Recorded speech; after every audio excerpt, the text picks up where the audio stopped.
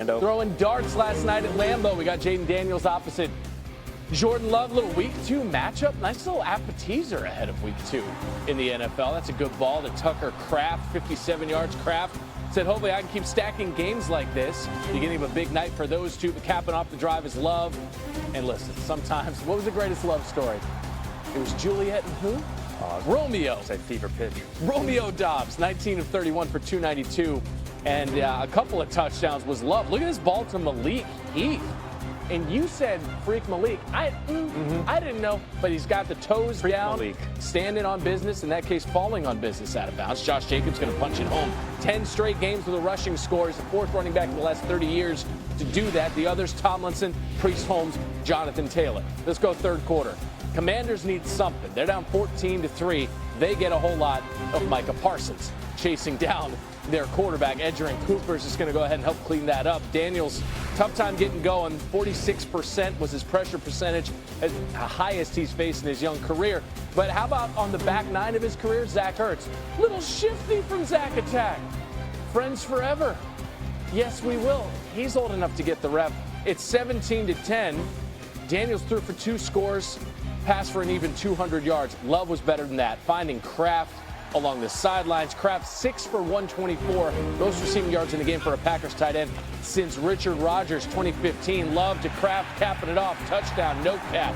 2-0 are these Pack for the 3rd time in the Matt LaFleur era. Each of the previous 2, they reached the NFC title game. That was under the old quarterback, though. Here's Jordan Love after the dub.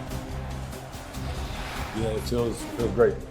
Start the season off 2-0 against 2 really good teams, 2 good teams in the NFC North, and obviously, big playoff teams last year. It feels good. So couldn't have, started the season off on a better note. So it's one thing that we just got to keep building on. But it feels great right now. You heard Love refer to it. Both these Packers victories this season have come over teams that won 12 or more games last season. The Lions had 15. The Commanders had 12. The Packers are the 5th team in the Super Bowl era. It goes back to 1966 to win their first 2 games of a season against teams that won 12 or more. In the defense won championship.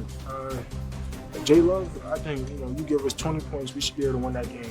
It's all about getting stops and getting the ball back into the offense.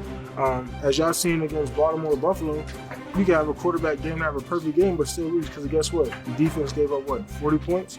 So defense won championship. They want to, I think the fans like points and they like to see the big plays, but when you play great defense, it's just so beautiful to see. Yep, he knows about championships from all those years with the Cowboys. Packers defense. Well, they talk about all of the ones they used to win.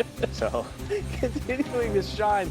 Told you about allowing fewer than 250 total yards in both of their games this season. First time since 1995 that they've done that, and that season. Douglas, our football analyst, is with us on SportsCenter AM. Harry, what did Jordan Love show you last night in that win? Well, number one, Gary, let me say this. Excuse me, Randy, I done did it 2 weeks in a row, buddy. I apologize.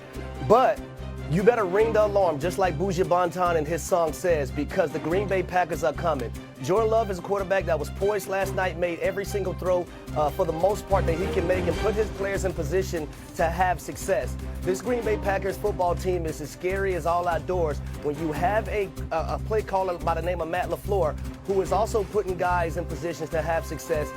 I think the rest is going to be history, in my opinion, Randy.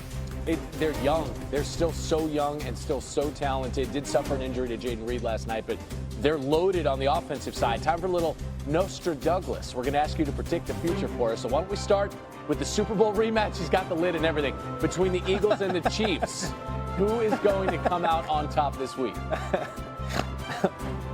Randy, I'm rocking with the Kansas City Chiefs. It's not by mistake that this team has been to 5 Super Bowls in the last 6 years, but they got to get back to the basics. Running the football with Isaiah Pacheco, also Querim Hunt. In that game last week versus the Chargers, Patrick Mahomes was the leading rusher. But at the same time, when you look at the Philadelphia Eagles and you look at the dark cloud on that defense, it's the corner opposite of Quinyon Mitchell. So attack Adoree Jackson, who gave up 7 targets for 103 yards last week. To allow Mike Parsons to borrow your hat. It looks better on him. It is time. America's favorite game show. It's fraud. It's laud. It is Mike Tannenbaum, our NFL front office insider. Mike T, fantastic to see you. Let's stay right there at Lambeau Field because our first caller, friend of the program, noted Packers fan, Lil Wayne. Oh. He's saying the Packers are going all the way. Mike T, fraud or laud for Lil Weezy? Yeah, laud. Little Wayne, I would never disagree with you, but you're actually right for a number of reasons, starting with number 10 right there, Jordan Love. Guys, he's leading the NFL in yards per pass attempt. They're getting the ball down the field to a multiple of weapons that they have. And when you look at the other side of the ball, Micah Parsons is leading an unbelievable pass rush. And we're seeing improvement from Lucas Van Ness, Rashawn Gary. This team is as complete as anybody in the NFC. They're going to the Super Bowl. Okay, all right, listen. Elsewhere in the NFC is a team that will watch the Super Bowl on television. That would be the Giants. Our next caller, Giants head coach Brian Daboll, Mike T. He's saying starting Russell Wilson Sunday against Dallas is the right move. Is that fraud or law?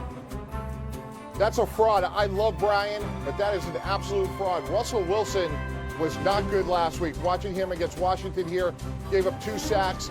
They couldn't move the ball all day long. Put in Jackson Dart. He's younger, more athletic, and without Andrew Thomas, they're very good left tackle. You need somebody that can make plays with his feet. Russell Wilson had a great career, but it's close to the end. Our last caller here, Mike T, is Brown safety Grant Delpit. Ring, ring, pick it up, because he's got something to say. And that is, he says it's not hard to tackle Derrick Henry. I feel like I don't need to ask you whether you think this is a fraud or laud. This better be fraud. This better be fraud. This is fraud in perpetuity, guys. Let's not poke the bear. Look, Grant Delpit's a good player, but we're talking about Derrick Henry here. Why are we doing anything to get him riled up? Look what he has done. Look, Derrick Henry is going to the Hall of Fame for a reason. You know he's coming. You still can't stop it. Grant Delpit's a really good player, but let's not poke the bear, and let's just try to go beat Baltimore. Hey, Mike T, is this one of those things, I mean, you're in the front office and you're listening to one of your players say this about the star running back. Is this one of those messages that trickle down to the coaches to maybe pull the player aside and say, hey, man, like, we didn't have to go there? Or do you just say, hey, sometimes the best lessons are learned the hard way and go tackle him Sunday? Yeah, Gary, we're not trickling. We're just speaking directly to Grant and tell him, hey, let's try to win this game, and we can talk about Derrick Henry after we beat him. All right, let's show Mike T what he's won. Okay, Mike, what prize door are you picking? 1, 2, or 3? Spike. This one last night, not so much.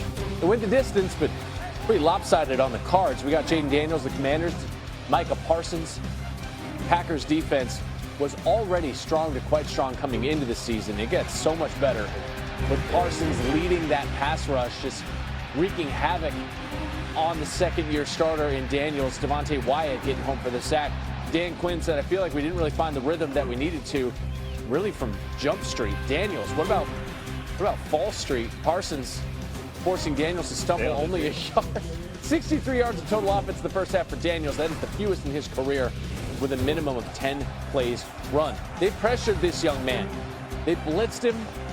The pressure rate of 46% of his dropbacks, highest pressure percentage of his career. Parsons gets credit for half the sack. He now has 11 career sacks against the Commanders, twice as many as his next most against an opponent. It's 5.5 against Carolina. In the fourth, Daniels, you're thinking finally we're going to get something going. Need it. It's a 2-score game. Nope. Incomplete pass. Daniels said they played better than us. Not really much to say. So 4th down, 4th and 4 coming up. Told you about the blitzing. That thing broken up. Daniels blitzed 13 times, 3 for 11 for 26 yards, sacked twice on those blitzes. Packers 27-18. Let's hear from Parsons after this thing, providing this strategy for winning a Super Bowl.